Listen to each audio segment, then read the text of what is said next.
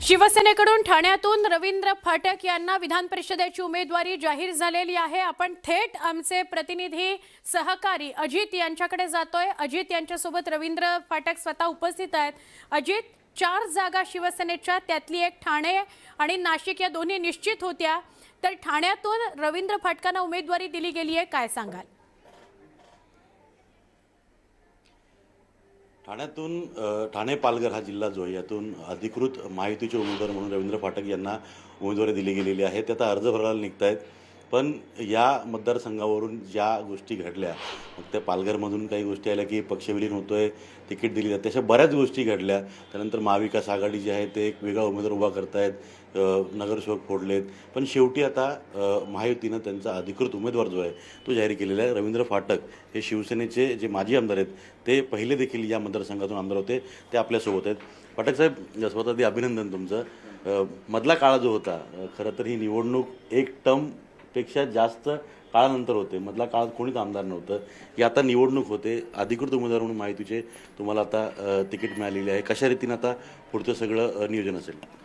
नाही, सर्वप्रथम मी आमचे मुख्य नेते सन्माननीय महाराष्ट्राचे उपमुख्यमंत्री एकनाथ शिंदे साहेब, महाराष्ट्राचे मुख्यमंत्री सन्माननीय देवेंद्र फडणवीस साहेब आणि उपमुख्यमंत्री पवार मॅडम आणि महायुतीच्या सर्व नेत्यांचं मनापासून अभिनंदन करतो, मला ही संधी दुसऱ्यांदा दिल्याबद्दल।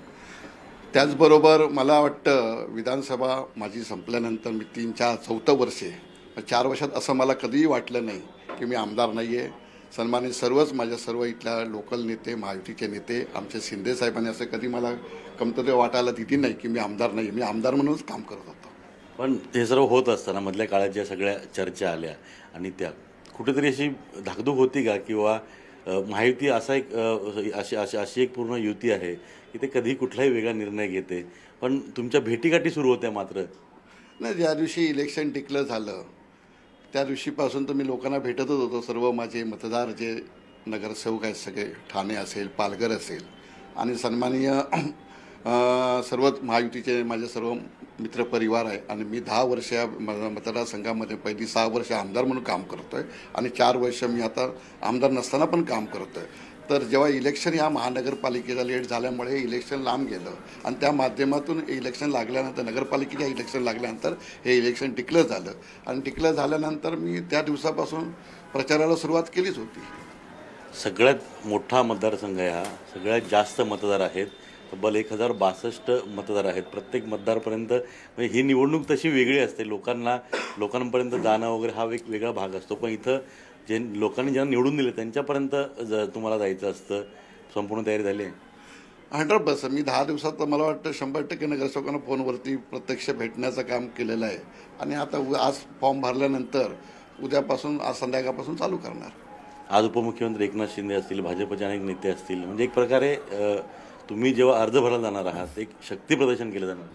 नाही, सर्वच महायुतीचे सर्वच नेते, सन्माननीय आमचे मुख्य नेते आणि उपमुख्यमंत्री आमचे नेते शिंदेसाहेब स्वतः येत आहेत, डॉक्टर श्रीकांत शिंदे येत आहेत, रवींद्र चव्हाण साहेब येत आहेत आणि सर्वच महायुतीचे सर्व आमदार, खासदार आणि सर्व नगरसेवक, मेन पदाधिकारी सर्व उपस्थित राहतील। भेटीगाठी, सगळ्यांचे फोन कॉल वगैरे झालेले आहेत। 1062 पैकी किती, कारण का जसा मोठा मतदारसंघ तसे इथून जी मतदान मिळेल त्यावर एक रेकॉर्ड ब्रेक देखील होऊ शकतो, किती अपेक्षा आपल्याला की किती मतदान होईल एकूण? जे होणारं मतदान आहे त्याच्यामध्ये आम्ही बोलतो 95% मतदान आपल्या महायुतीला पडेल। त्या दृष्टीने सगळी तयारी झाली? 100%। हे होते रवींद्रजी फाटक। थोड्याच वेळात ते अर्ज भरायला जाणार आहेत। ठाण्यातल्या जिल्हाधिकारी कार्यालयामध्ये अर्ज भरतील उपमुख्यमंत्री एकनाथ शिंदे असतील, भाजप प्रदेशाध्यक्ष रवींद्र चव्हाण आणि शिवसेनेचे, भाजपचे अनेक नेते मंडळी जे आहेत या जी रॅली निघेल त्या रॅलीला उपस्थित राहतील। अनेक प्रकारे या निवडणुकीच्या माध्यमातून महायुती म्हणून ठाणे आणि पालघर जिल्ह्यामध्ये, महायुती म्हणून शिवसेना, भाजप आपलं शक्ती प्रदर्शन करणार हेच यावरून दिसतंय। नक्की अजित, धन्यवाद। आपण माहिती दिली त्याबद्दल सुद्धा आणि रवींद्र फाटक यांच्याशी संवाद साधला, तो प्रेक्षकांपर्यंत पोहोचवला त्याबद्दल देखील। ठाण्यात